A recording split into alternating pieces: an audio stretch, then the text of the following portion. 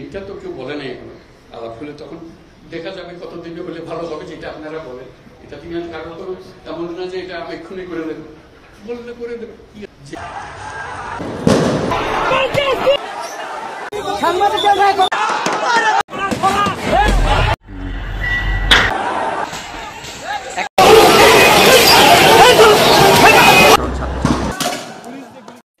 আসসালামু আলাইকুম।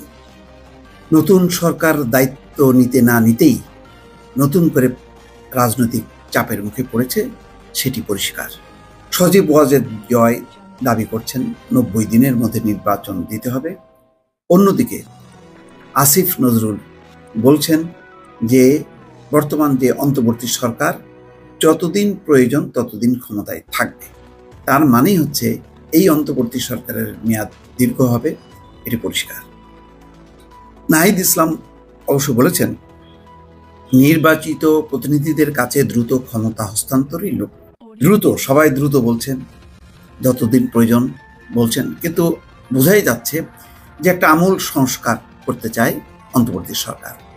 ডক্টর ইউনূস তত্ত্বাবধায়ক সরকার প্রধান হিসেবে আসেননি যে 3 মাসের মধ্যে তিনি ক্ষমতা হস্তান্তর করবেন, একটা নির্বাচন করবেন, সেটাই তার লক্ষ্য।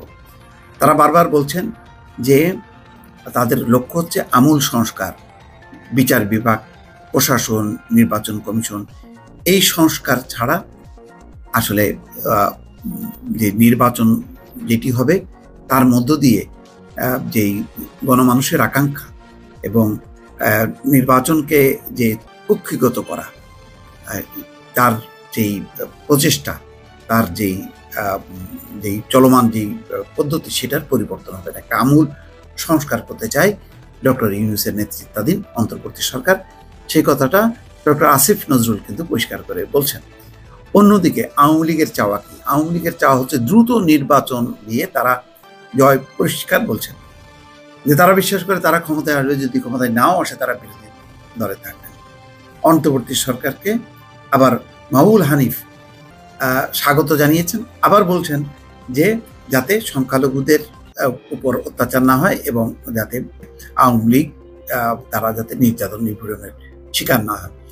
অর্থাৎ নমনীয় একটি অবস্থান নিয়ে তারা খুব দ্রুত সম্ভব এই সাংবিধানিক প্রক্রিয়ার মধ্য দিয়ে, অর্থাৎ আওয়ামী লীগ যে একদম রাজনৈতিকভাবে তার মৃত্যু ঘটে গেল অভ্যুত্থানের মধ্য দিয়ে, তার আবার ফিরে আসতে চায়।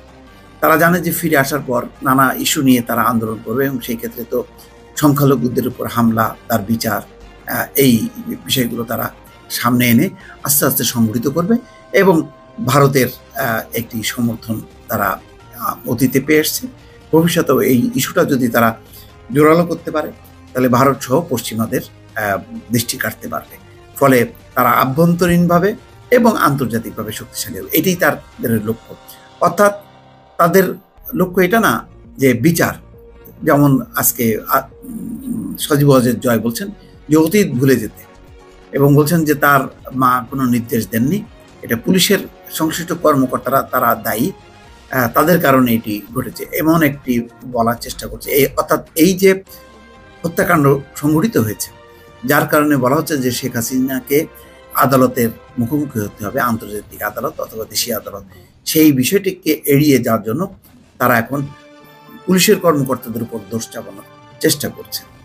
এই পরিস্থিতিটা আরও জোরালো হবে যদি তত্ত্বাবধায়ক সরকার, অর্থাৎ অন্তর্বর্তী সরকার যদি দীর্ঘ সময় থাকে, সে বিচার অনুষ্ঠানের ব্যাপারে বদ্ধপরিকর থাকবে। কিন্তু সেটি যদি করে চলতে থাকে তাহলে আওয়ামী লীগ রাজনৈতিকভাবে তার আরও মৃত্যু ঘটবে, যখন নাকি শেখ হাসিনা আদালতের কাঠগড়ায় দাঁড়াবে। সুতরাং এই পরিস্থিতি উত্তরণে তারা চায় যে অতীতের বিষয়গুলি আর সামনে না এনে তারা সামনে নির্বাচনের মধ্য দিয়ে তারা একটা আত্মরক্ষার একটা সর্বাত্মক চেষ্টা চালাচ্ছে। তার বহিঃপ্রকাশ ঘটছে এই সজীব ওয়াজেদ জয়ের কথার মধ্য দিয়ে। অর্থাৎ আওয়ামী লীগের এখন কি চিন্তা, সেটি সম্ভবত সজীব ওয়াজেদ জয় তার মায়ের সাথে পরামর্শ করে সেই চিন্তাটা প্রতিদিন বিভিন্ন টেলিভিশনের সাক্ষাৎকারের মধ্য দিয়ে প্রকাশ করছেন। এই জন্য যত দ্রুত নির্বাচন হবে ততই হচ্ছে আওয়ামী লীগ তার অস্তিত্ব রক্ষা করতে পারবে। অর্থাৎ যখনই আওয়ামী লীগ নির্বাচনী প্রক্রিয়ার মধ্যে ঢুকে যাবে, তখন আওয়ামী লীগের বিরুদ্ধে যে কোনো বিচার, যে এই সমস্ত সদস্যরা খুন, জখম, হত্যা, রাহাজানি, দুর্নীতি, লুটপাট, তাদের বিরুদ্ধে কোনো ব্যবস্থা নেওয়া যাবে না। অর্থাৎ নির্বাচন এবং এই সাংবিধানিক প্রক্রিয়ার মধ্যে অংশগ্রহণ করার মধ্য দিয়ে আওয়ামী লীগ বাঁচার চেষ্টা করছে। সেটা কি সম্ভব হবে? এটা কি অন্তর্বর্তীকালীন সরকার তারা কি বুঝতে পারছে না? তার পেছনে যে বিশাল ছাত্রদের যে একটা চাপ রয়েছে, তাদের যে বিচারের দাবি, সেই বিচারের দাবি কি উপেক্ষা করতে পারবে না? বিএনপি কি মেনে নেবে যে ঠিক আছে নির্বাচন হোক, আমরা ক্ষমতা দেবো, বিচার টিচার দরকার নেই? না, তারাও সেই ফাঁদে পা দেবে না। ফলে একটা জটিল রাজনৈতিক সমীকরণ সামনে।